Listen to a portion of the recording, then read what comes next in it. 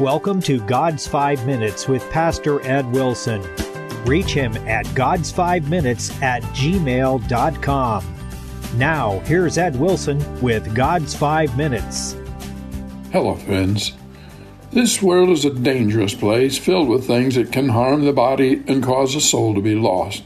It's been that way since the Garden of Eden, and also since that time the great overriding question for every one of us is, how can we be safe? Well, the answer is found in Proverbs 4:5. Get wisdom, get understanding, forget it not, neither decline from the words of my mouth.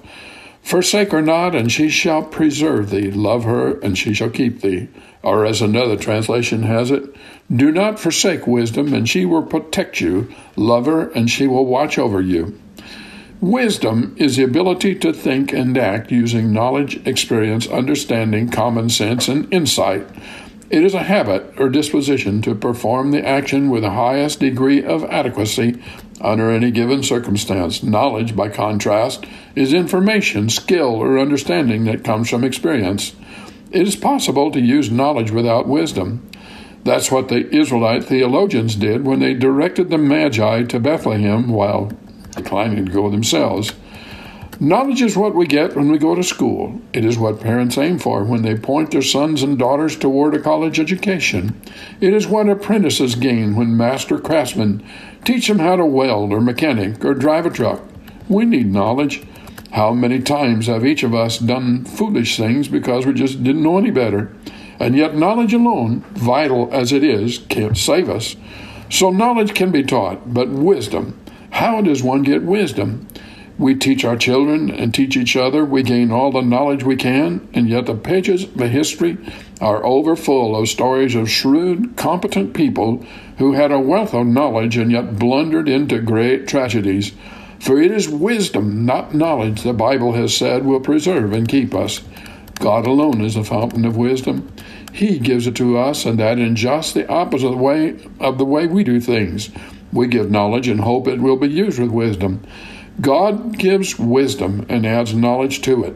To Solomon he said, wisdom and knowledge is granted unto thee. James found the answer, James 1:5. And if any of you lack wisdom, let him ask of God, that giveth to all men liberally, and upbraideth not, and it shall be given him. What then does James mean by wisdom? He means the sum of practical religion. With him, sin and folly are the same, and so are religion and wisdom.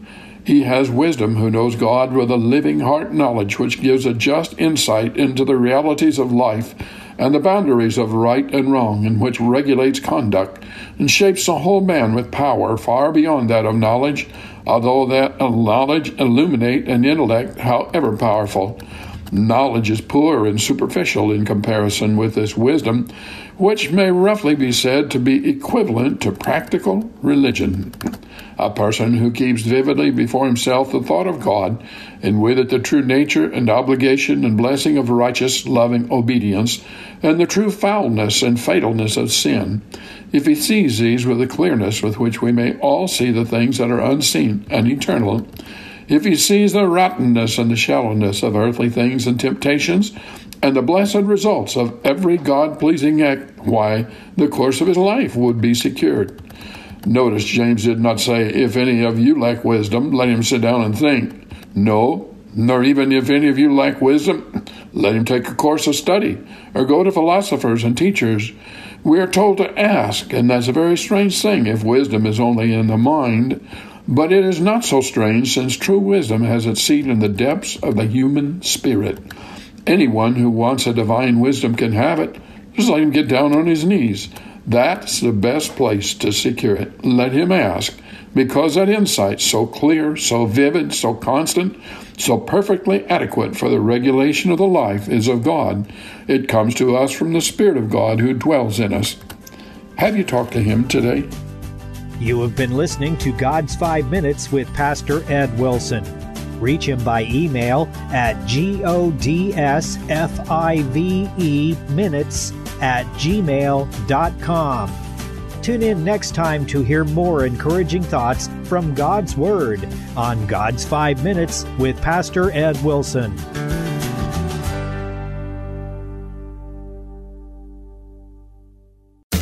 The world is in chaos. You're here for a purpose.